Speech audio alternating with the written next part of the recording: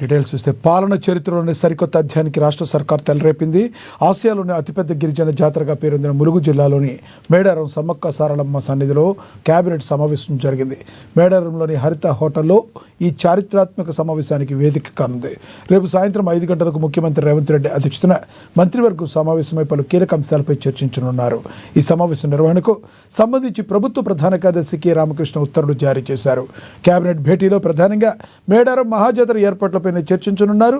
దీంతో పాటుగా రాష్ట్రంలో వచ్చే ఏడాదిలో జరగనున్న గోదావరి నది పుష్కరాల నిర్వహణపై కూడా మంత్రివర్గం దృష్టి సారించనుంది. అలాగే 2028లో కృష్ణా పుష్కరాలు కూడా రానున్నాయి.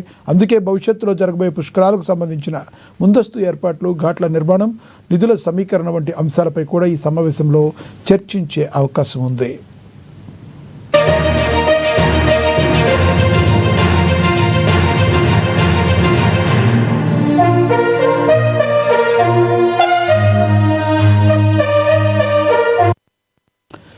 ఇక ఇదే విషయానికి సంబంధించి మరింత సమాచారం మా ప్రతినిధి హరీష్ అందిస్తారు ఫోన్ ద్వారా. హరీష్, చెప్పండి, మీ దగ్గర ఉన్న తాజా సమాచారం ఏంటి?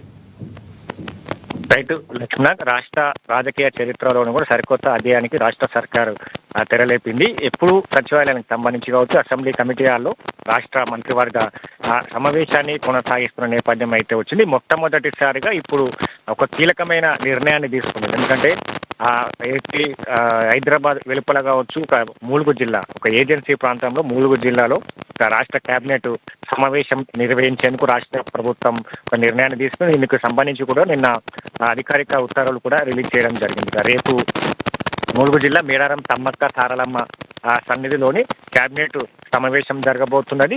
రేపు సాయంత్రం 5 గంటలకు హరిత హోటల్కి సంబంధించి కూడా ఈ చారిత్రక సమావేశానికి సంబంధించి కూడా వేదిక కానున్న నేపథ్యం అయితే కనిపిస్తా ఉన్నది. కాబట్టి మొట్టమొదటిసారిగా ఏజెన్సీ ప్రాంతంలో ఒక ములుగు జిల్లా ఏదైతే సమ్మక్క సారలమ్మ జాతర కొనసాగుతున్న సమయంలో ఈ కేబినెట్ భేటీకి సంబంధించి కూడా ఇక ఏదైతే ఆసక్తిని క్రియేట్ చేస్తుందని చెప్పచ్చు. ఎందుకంటే పాలనాపరమైన అంశాలు కావచ్చు, కీలకమైన నిర్ణయాల్ని రేపు రాష్ట్ర ప్రభుత్వం తీసుకోబోతున్నట్టుగా తెలుస్తా ఉన్నది. ఇక ప్రధానంగా ఏదైతే ములుగు జిల్లాలకు సంబంధించి సమ్మక్క సారలమ్మ జాతరలకు సంబంధించి కూడా 250 కోట్లతో రాష్ట్ర ప్రభుత్వం అక్కడ పునర్నిర్మాణ కార్యక్రమాలు చేపడుతుంది. ఇప్పటికే అది పూర్తయిన నేపథ్యం కావచ్చు, జాతరకు సంబంధించి కూడా ఏర్పాట్లు కొనసాగుతున్న నేపథ్యం అయితే ఉన్నది. కాబట్టి రేపంతా కూడా అయితే కేబినెట్ మంత్రులు అలాగే అధికారులంతా కూడా రేపు ములుగు జిల్లాలో సమావేశానికి హాజరు కాబోతున్న నేపథ్యం ఉంది. ఇప్పటికే మంత్రివర్గానికి సంబంధించి కూడా అధికారికంగా వాళ్ళకు ఆ లేఖలు కూడా పంపించడం జరిగింది. మొత్తంగా ఈ కేబినెట్ సమావేశంలో సంబంధించి కూడా ప్రధానంగా మేడారం మహాజాతర ఏర్పాట్ల పైన కూడా చర్చించనున్నారు.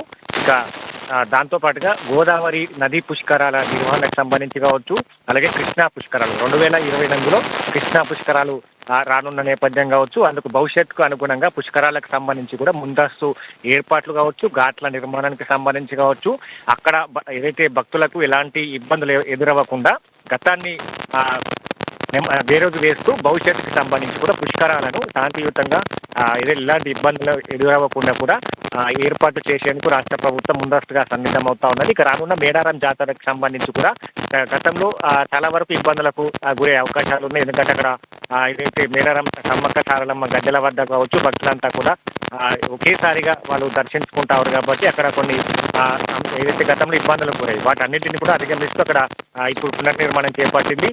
ఏర్పాట్లు కావచ్చు, ఏదైతే బందోబస్తు కావచ్చు, భద్రత కావచ్చు, ఇక జాతరకు సంబంధించి కూడా ఈ సమావేశంలో కీలకంగా చర్చించనున్న నేపథ్యం అయితే కనిపిస్తా ఉన్నది. ఇక ముందుగా గోదావరి కృష్ణ పుష్కరాలకు సంబంధించిన అంశాలను కేబినెట్ భేటీలో ఉండబోతున్న నేపథ్యం లేదు.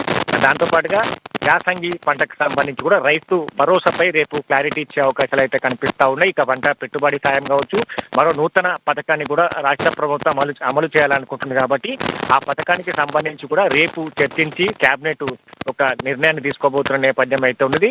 ఇక వీటన్నిటితో పాటుగా మున్సిపాలిటీ ఎన్నికలకు సంబంధించి కూడా ముఖ్యంగా మొట్టమొదటిసారిగా ఏదైతే మున్సిపాలిటీలో కోఆప్షన్ సభ్యులుగా ట్రాన్స్జెండర్లను నామినేట్ చేయడం పట్ల కూడా రేపు కేబినెట్ లో చర్చించి నిర్ణయాన్ని తీసుకోబోతున్న నేపథ్యం అయితే ఉన్నది.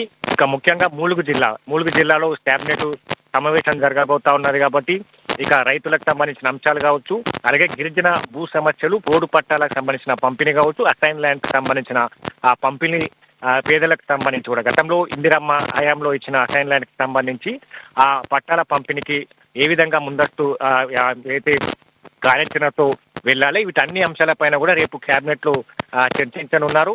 ఇక మొత్తంగా ఈ ఏదైతే మొట్టమొదటిసారిగా సిటీ అవుట్స్కట్లు ములుగు జిల్లాలో ఇప్పుడు సమావేశం జరగబోతా ఉన్నది కాబట్టి అక్కడ పటిష్ట బందోబస్తు కావచ్చు, భద్రత కొనసాగుతున్న నేపథ్యం అయితే ఉంది. ఇప్పటికే ఆ ములుగు జిల్లాకు సంబంధించిన ఎస్పీకి అలాగే కలెక్టర్కి సంబంధించి కూడా ఆ సమావేశానికి బందోబస్తు భద్రతకు సంబంధించిన అంశాలన్నిటిపైన కూడా ఇప్పటికే అధికారులు అలర్ట్ చేసిన నేపథ్యం అయితే కనిపిస్తా ఉన్నది. మొత్తంగా రేపు ఏదైతే సాయంత్రం 5 గంటలకు ఈ కీలకమైన సమావేశం జరగబోతా ఉన్నది. దీంట్లో ప్రధానంగా కీలకమైన అంశాలపైన కూడా రేపు కేబినెట్ లో చర్చించి ఆ నిర్ణయాన్ని తీసుకోబోతున్నారు. కొత్త పథకం కావచ్చు, ట్రాన్స్జెండర్లకు సంబంధించిన కోఆప్షన్ కావచ్చు, గిరిజనులకు సంబంధించిన పోడు భూముల పట్టాల పంపిణీ కావచ్చు, భూ సమస్యలు కావచ్చు, అలాగే అసైన్ ల్యాండ్ కి సంబంధించి కావచ్చు, ఇక ఏదైతే మేడారం మహాజాతరకు సంబంధించి కూడా ఏ విధంగా రాష్ట్ర ప్రభుత్వం చేయబోతా ఉన్నది, భద్రత కావచ్చు, పునర్నిర్మాణం తర్వాత మొట్టమొదటిసారిగా మహాజాతర జరగబోతా ఉన్నది కాబట్టి అక్కడ ఏ విధంగా జాతర చేయాలి అంశాలన్నిటిపైన కూడా రేపు